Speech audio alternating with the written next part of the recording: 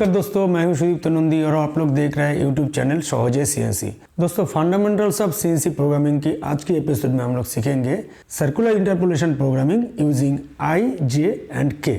पिछली वीडियो में आपने सीखा है कि सर्कुलर इंटरपोलेशन प्रोग्रामिंग आप आर यूज करके कर सकते हैं, मतलब कि रेडियस लेके उसको कर सकते हैं, लेकिन आई, जे एंड के यूज करके प्रोग्रामिंग करना सही रहता है, क्योंकि सीएनसी कंट्रोलर सर्कुलर इंटरपोलेशन के लिए जो पाथ है उनका जो सेंटर पॉइंट है वो आई, जे एंड के यूज़ करके एक्यूरेटली करते हैं, ठीक है ना। और इससे अलावा आप अगर कंप्लीट 360 डिग्री सर्कुलर इंटरपोलेशन बनाना चाहते हैं तो आर यूज़ करके वो पॉसिबल नहीं है, वो आई, जे एंड के यूज़ करके ही आप कर सकते हैं। तो दोस्तों, आई, जे एंड के क्या है? आई क्या है दोस्तों? आई है स्टार्टिंग पॉइंट से जो आर्क का जो सेंटर पॉइंट है उनका एक्स एक्सिस का पैरेलली डिस्टेंस, ठीक है ना, ये है आपका आई। सिमिलरली जे क्या है? जे है दोस्तों कि स्टार्टिंग पॉइंट से सेंटर पॉइंट का वाई एक्सिस का पैरेलल जो डिस्टेंस है वो है आपका जे, ये है आपका जे, ठीक है ना। और सिमिलरली के क्या है? के क्या है दोस्तों कि स्टार्टिंग पॉइंट से सेंटर जो है आर्क का उनका जेड एक्सिस का जो पैरेलल डिस्टेंस है, ठीक है। तो हम लोग सबसे पहले आई और जे यूज करके कैसे प्रोग्रामिंग किया जाता है सर्कुलर इंटरपोलेशन का हम लोग देख लेते हैं। चलिए दोस्तों, ठीक है। यहाँ पे आई और जे यूज करके सर्कुलर इंटरपोलेशन का प्रोग्रामिंग कैसे किया जाता है वो दिखाया गया है दोस्तों। जैसे कि आप देख रहे हैं, यहाँ पे स्टार्टिंग पॉइंट है और ये कटर है, और यहाँ पे प्रोग्राम जो है N5 में दिया गया M3S1000, मतलब क्या है कि ये कटर 1000 RPM में रोटेट करेगा, ठीक है। उसके बाद G01, X50, Y0, F200 ये स्टार्ट पॉइंट है आपका, ठीक है। और यहाँ पे I जो होगा वो -50 होगा। क्यों?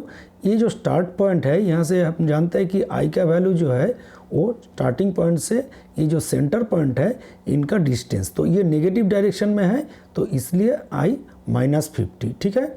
और यहाँ पे Y का पैरेलल जो है J का वैल्यू 0 होगा, तो ये स्टार्ट पॉइंट है और इसका रेडियस अगर 50 है तो आई यहाँ पे I -50 होगा, ठीक है ना। और ये है आपका एंड पॉइंट, ठीक है दोस्तों। तो जो प्रोग्राम जो होगा वो क्या होगा? G03, मतलब क्या है कि ये एंटी क्लॉकवाइज रोटेशन होगा, और ये जो एंड पॉइंट है यहाँ पे डिफाइन करना है X0, Y50। ये जो पॉइंट है ये X0, Y50 है, और यहाँ पे I -50 इसका पोजीशन, और J0, और यहाँ पे फीड देना पड़ेगा F100, तो ये हो गया आपका एंड पॉइंट का। तो अगर हमको प्रोग्राम को चलाएंगे तो ये इस डायरेक्शन में ये मूवमेंट होगा, ये फर्स्ट क्वाड्रेंट के लिए, मतलब जहाँ पे X एंड Y दोनों पॉजिटिव है, ठीक है ना।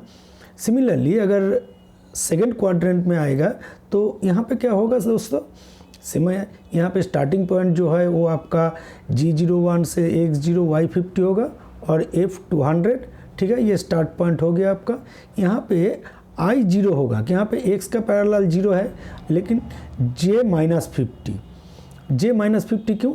यहाँ से Y के जो डिस्टेंस है सेंटर पॉइंट में ये माइनस डायरेक्शन में है इधर, तो ये -50 होगा, और ये स्टार्टिंग पॉइंट, ये एंड पॉइंट। तो इस जोन में अगर कुछ सर्कुलर इंटरपोलेशन प्रोग्राम है तो G0 थी एंटी क्लॉकवाइज रोटेशन, X -50 ये आपका एंड पॉइंट -50, ठीक है।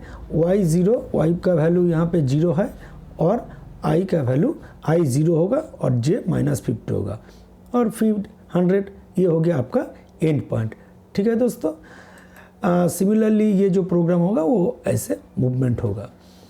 सिमिलरली अगर थर्ड क्वाड्रेंट में है तो वो कैसे होगा? तो यहाँ पे स्टार्टिंग पॉइंट जैसे सिमिलर सेम प्रोग्राम, वहाँ पे X0, Y -50, यहाँ पे जो एंड पॉइंट है यहाँ पे X0 और Y -50, ये Y -50, लेकिन यहाँ पे I का वैल्यू 50 होगा। क्यों? ये जो है सेंटर जो है ये स्टार्टिंग पॉइंट से पॉजिटिव डायरेक्शन में है, तो इसलिए I का वैल्यू यहाँ पे 50, J का वैल्यू 0, तो I 50, J 0, और ये स्टार्टिंग पॉइंट और ये एंड पॉइंट, ठीक है दोस्तों। सिमिलरली फोर्थ क्वाड्रेंट में क्या होगा दोस्तों? यहाँ पे देखिए I का वैल्यू 0 होगा, ठीक है ना, और J का वैल्यू +50 होगा, क्योंकि ये जो स्टार्टिंग पॉइंट है ये Y यहाँ पे सेंटर लाइन पॉजिटिव डायरेक्शन में है, तो J का वैल्यू +50, ठीक है। यहाँ पे X का जो X एक्सिस का एंड पॉइंट जो है वो है X50, Y0, और I का वैल्यू 0, J का 50, ठीक है, और ये F100।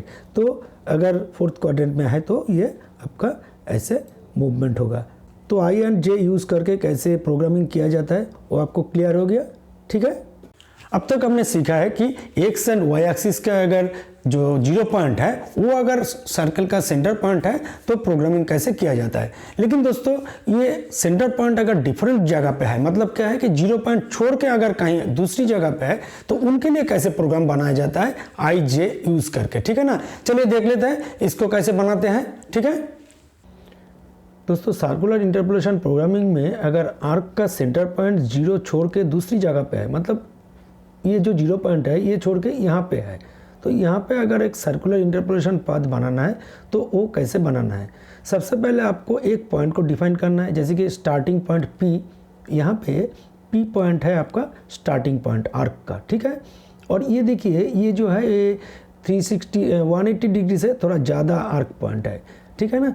तो ये जो स्टार्टिंग पॉइंट है इनको सबसे पहले प्रोग्रामिंग आप देख लेते हैं कि M3S1000 मतलब ये जो कटर है ये कटर 1000 RPM में रोटेट हो रहा है, और G01 X20 Y40 F200 ये आपका P पॉइंट को डिफाइन कर रहा है, ये स्टार्टिंग पॉइंट है। नेक्स्ट है दोस्तों आपको ये Q पॉइंट निकालना है, और इनके लिए आपको कोई भी 2 पैरामीटर को नोन होना चाहिए। इधर ये सेंटर पॉइंट का ये जो J है कितना नीचे है ये आपको डिफाइन करना है, या I को, और R रेडियस को।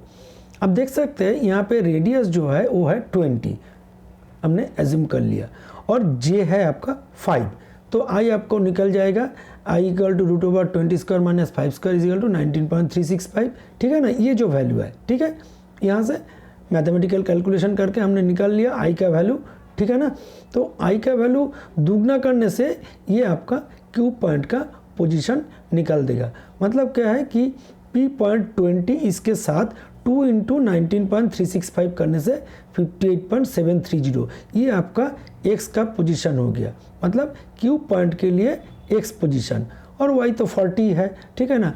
अब कहीं पर भी इसको स्टॉप कर सकता है, चाहे यहाँ पे कहीं पॉइंट में आपको सिर्फ जो एंड पॉइंट है, मतलब Q पॉइंट जो है इसका जो एंड पॉइंट होगा, मतलब ये आर्क कितनी दूर तक होगा, मतलब ये सर्कुलर इंटरपोलेशन का मूवमेंट पाथ कहाँ तक होगा, आपको सिर्फ एंड पॉइंट को डिफाइन कर देना है। यहाँ पे जैसे मैंने Q पॉइंट को डिफाइन किया है तो G03 similarly anti clockwise movement, ठीक है, इंटरपोलेशन के लिए, और आपका X जो पोजीशन है वो होगा 58.730। ये क्यों होगा वो मैं आपको बता दिया, क्यों 58.730 क्यों है, क्योंकि I का दुगना वैल्यू है ये 19.365, डबल करने से 20 के साथ ये आपका 58.730 होगा, ठीक है। और Y का तो 40 है, और I जो वैल्यू है ये 19.365 है, ये पॉजिटिव है, क्यों ये जो सेंटर पॉइंट है ये स्टार्टिंग पॉइंट से पॉजिटिव डायरेक्शन में ये एक्स एक्सिस का पैरेलल है। जैसे कि मैं पहले बताया था एक्स एक्सिस का अगर पैरेलल करें तो ये जो है एक्स एक्सिस यहाँ पे, लेकिन ये ऊपर है, तो पैरेलली जो डिस्टेंस है मतलब 19.365 इसका I का वैल्यू पॉजिटिव होगा, क्योंकि ये जो सेंटर पॉइंट है ये P पॉइंट से पॉजिटिव डायरेक्शन में है। और J पॉइंट क्या है -5, J -5 क्यों, ये जो स्टार्टिंग पॉइंट है, ये जो J पॉइंट है सेंटर पॉइंट है ये नेगेटिव डायरेक्शन है, मतलब यहाँ से वो नेगेटिव डायरेक्शन में है, तो J का वैल्यू -5। तो I पॉजिटिव क्यों है और J नेगेटिव क्यों है ये क्लियर हो गया, ठीक है। लास्ट में ये फीट दे दिया आपका, फीट 100, तो ये आपका जो सर्कुलर इंटरपोलेशन के लिए जो प्रोग्राम है ये हो गया। G03 X 58.730 Y40 I 19.365 J -5 F100, ठीक है। और इसका movement path will be like that. तो आप किसी भी सर्कुलर इंटरपोलेशन प्रोग्रामिंग का पाथ आप बना सकते हैं, ठीक है ना, प्रोग्रामिंग में। यहाँ पे जैसे हमने सीखा है कि I और J यूज़ करके, मतलब क्या है X एंड Y एक्सिस के अगर अंदर सर्कुलर इंटरपोलेशन करना है तो I और J यूज़ करेंगे। Similarly X and Z axis के अगर बीच होगा सर्कुलर इंटरपोलेशन तो हम क्या यूज़ करेंगे I एंड K, और अगर Y एंड Z एक्सिस के बीच में अगर सर्कुलर इंटरपोलेशन बनाना है तो हम यूज़ करेंगे J और के। तो दोस्तों सीएनसी प्रोग्रामिंग में आई, जे एंड के यूज़ करके कैसे सर्कुलर इंटरपोलेशन प्रोग्रामिंग किया जाता है वो आपको क्लियर हो गया, ठीक है ना। एक्यूरेटली अगर सर्कुलर इंटरपोलेशन प्रोग्रामिंग बनाना है तो आपको आई, जे एंड के यूज़ करके ही करना है। आर से भी कर सकता है लेकिन उससे एक्यूरेसी का प्रॉब्लम होता है। तो दोस्तों आज का वीडियो में बस इतना ही, मिलते हैं अगले वीडियो में। Okay, thank you.